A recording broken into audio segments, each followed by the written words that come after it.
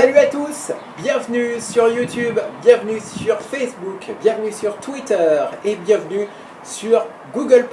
Bienvenue aussi dans ce 8e News Report de la saison. Je suis heureux et très ravi de vous retrouver après ce week-end. Vous m'avez manqué durant ce week-end, je peux vous le dire.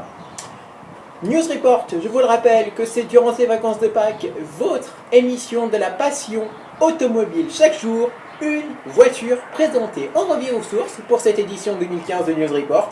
On revient à la formule de 2013. Et j'ai un petit message à vous dire. Je vais tout de suite vous dire une bonne nouvelle à propos de News Report. News Report serait dû durer normalement toutes les vacances de Pâques. Mais ça va durer toutes les vacances de Pâques. Mais j'ai une autre bonne nouvelle à vous annoncer. En ce lundi 20 avril 2015, News Report va continuer après les vacances de Pâques 2015. En effet, je vous retrouverai ponctuellement durant l'année qui continue, l'année 2015. Donc, avec dès qu'à chaque fois il y aura une grosse nouveauté présentée, eh bien, je vous retrouverai. Par exemple, cet été, on risque de voir arriver, je ne sais pas, mais ça se trame comme ça. On risque de voir arriver une certaine Renault Laguna, en guillemets. Je dis en guillemets parce qu'elle devrait changer de nom. On risque de voir également arriver, quelques semaines avant, une certaine Giulia de Alfa Romeo, la remplaçante directe de la 159. Et oui, enfin, elle sera dévoilée courant juin, normalement. C'est ce qui se dit depuis de nombreux mois maintenant. Alors, à quoi ressemblera-t-elle cette remplaçante de la 159 qui devrait s'appeler Giulia? Le nom est encore non officiel. On vous le présentera durant cette année 2015. Ça sera au mois de juin. Ça sera dans 2 mois maintenant. On vous présentera également le Peugeot 3008 qui devrait être présenté dans le cadre du prochain salon de Francfort. Bref, vous l'aurez compris, ça sera vraiment une année 2015 de fou et de folie qu'on va vivre en matière automobile. Et je vous propose qu'on ne perde pas plus de temps et on découvre ce qui vous attend cette semaine dans News Report. Et cette semaine, je crois que c'est mercredi ou jeudi, c'est jeudi qu'on découvrira la Peugeot 308R Hybrid, mon auto coup de cœur de l'année 2015 avec bien évidemment, comme je l'ai dit la semaine dernière, le Renault Espace. Alors pourquoi j'ai envie de présenter la Peugeot 308R Hybrid? Parce que nous sommes en période de salon de Shanghai maintenant, depuis aujourd'hui. Depuis aujourd'hui, heure française.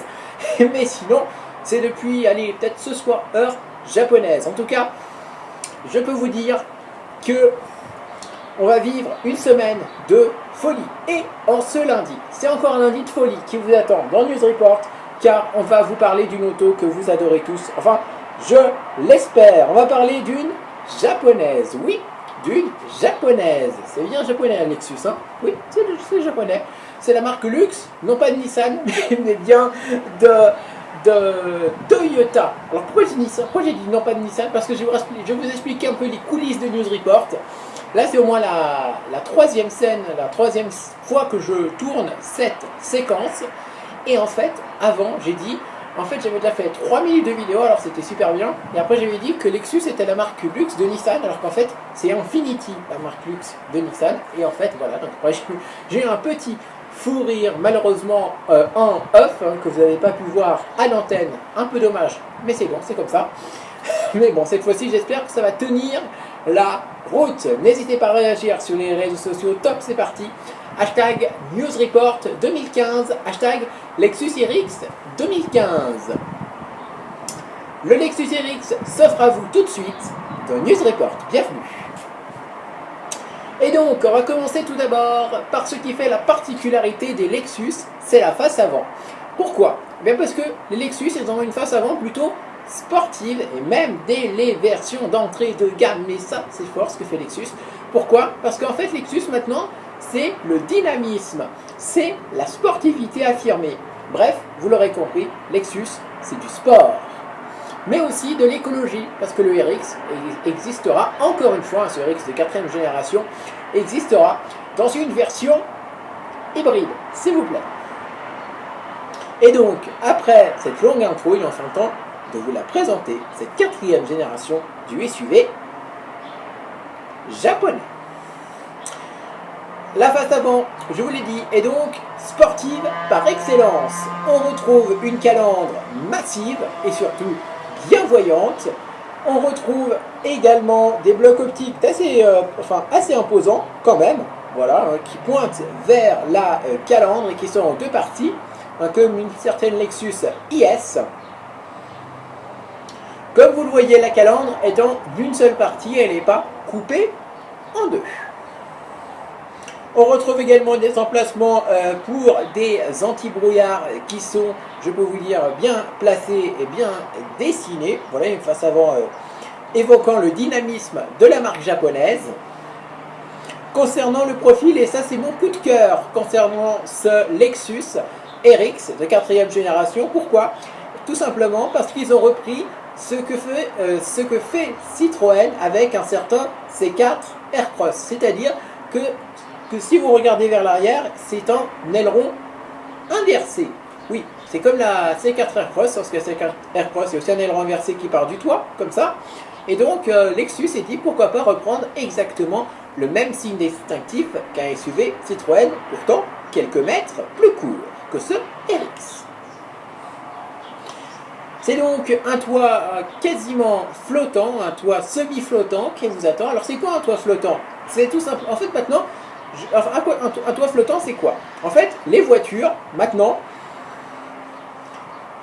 elles sont un toit un peu, on dirait presque, séparé de la carrosserie. C'est-à-dire qu'avant les voitures, on avait les montants au niveau du pare-brise par exemple, ou encore du coffre qui était peint couleur carrosserie. Et là, qu'est-ce qui permet de faire justement cet effet d'aileron? Parce que ça va avec le toit flottant, hein, l'aileron. Bien c'est tout simplement que les montants ne sont plus peints couleur carrosserie, mais plus noir pour être en continuité avec les vitres. Et c'est ce qui permet d'avoir ce toit flottant. Alors des fois, on a des toits quasiment tout flottants où autant au niveau du pare-brise que du coffre, c'est pas en noir, hein, les arceaux. Mais là, Lexus a décidé de faire un toit semi-flottant. Au niveau du pare-brise, c'est pas en couleur carrosserie et c'est pas en noir à l'arrière, pour permettre justement d'avoir cet effet d'aileron de requin inversé. On va passer maintenant à la face arrière du Lexus RX de 4e génération. Et une face arrière, mesdames et messieurs, attention, une face arrière massive et surtout dynamique et dans l'air du temps, bref, une face arrière moderne. On retrouve des feux tout en longueur, oui, assez inédit quand même chez Lexus, des feux tout en longueur bien dessinés et qui vont bien avec le reste de la ligne du RX de 4e génération. On retrouve également un diffuseur et un ski de protection, c'est la partie chromée que vous avez entre les deux pots d'échappement, c'est ce qui fait SUV un petit peu aussi, hein, c'est ce que vous avez aussi sur les sur les fausses baroudeuses, par exemple Fiat Panda 4x4 ou encore les Skoda Scoot, voilà, par exemple. Vous avez aussi ce détail, et là vous l'avez, normal, c'est un SUV, tous les SUV ont ce détail, c'est plutôt logique, c'est ce qui fait leur apparence cross. On va passer maintenant à l'intérieur de ce RX de nouvelle génération dévoilé cette année au salon de New York. Et l'intérieur, je peux vous dire, c'est la déception. En tout cas, pour moi, oui, l'intérieur m'a déçu, Lexus m'a déçu pour l'intérieur du RX, mais il est quand même bien fini cet intérieur. Revue de détail. L'intérieur du Lexus RX, c'est donc à l'intérieur dans l'air du temps. Un intérieur moderne, mais un peu trop classique. On retrouve un grand écran en position haute de la planche de bord. Un bel endroit, un bon emplacement. Bravo à Lexus pour avoir choisi cet emplacement pour l'écran et pour la taille aussi de l'écran. Ça, j'apprécie. Mais là où j'apprécie un peu moins la planche de bord du Lexus RX par rapport à celui du récent NX, pourtant quelques centimètres plus court, c'est au niveau des aérateurs, par exemple, une forme qui fait un peu bizarre. Enfin, un peu bizarre, oui et non, mais pour moi, c'est, voilà, entre la planche de bord du NX qui est en une seule partie, comme ça, du haut en bas, etc. Et puis là, ça fait un peu plus bizarre sur le RX. Voilà, c'est mon avis. Dites-moi votre avis d'ailleurs sur cet intérieur, n'hésitez pas. Hashtag intérieur Lexus RX pour vos réactions. Hashtag intérieur Lexus RX. Ça se passe sur Twitter, ça se passe sur Facebook et ça se passe, allez, sur Google+. Le volant est quant à lui d'une forme assez similaire au volant des autres Lexus, normal, avec un L de grande taille sur le volant. Les compteurs sont eux des compteurs analogiques, non numériques. De ce côté-là, Lexus ne va pas encore dans le monde du futurisme. Si je devais conclure sur le Lexus RX, qu'est-ce que je donnerais comme avis? Eh bien, un SUV classique, sportif, dynamique, mais avec un intérieur limite décevant. Sinon, l'arrière me plaît bien évidemment, et j'espère que Lexus va faire, bien évidemment, pour ses futurs modèles, des intérieurs plus originaux. Prochaine Lexus qui devra arriver dans vos concessions dans les prochaines années, on attend la citadine tirée du concept LFSA présenté lors du dernier salon de Genève. News Report, ça se termine maintenant sur Twitter, sur Facebook et sur Google+. On se retrouve très bientôt pour de nouvelles émissions, très bientôt, c'est-à-dire demain. Merci à vous d'avoir été avec nous. Je vous rappelle les hashtags de ce soir. C'est le hashtag News Report 2015, mais aussi le hashtag Lexus RX 2015. Et pour l'intérieur, hashtag intérieur Lexus RX. C'était Hugo Terretaz. Merci à vous de nous avoir suivis. Et moi, je vous retrouve demain pour un nouveau numéro 100% inédit de votre magazine des passionnés auto. Ça s'appelle News Report. Et moi, je vous dis à demain.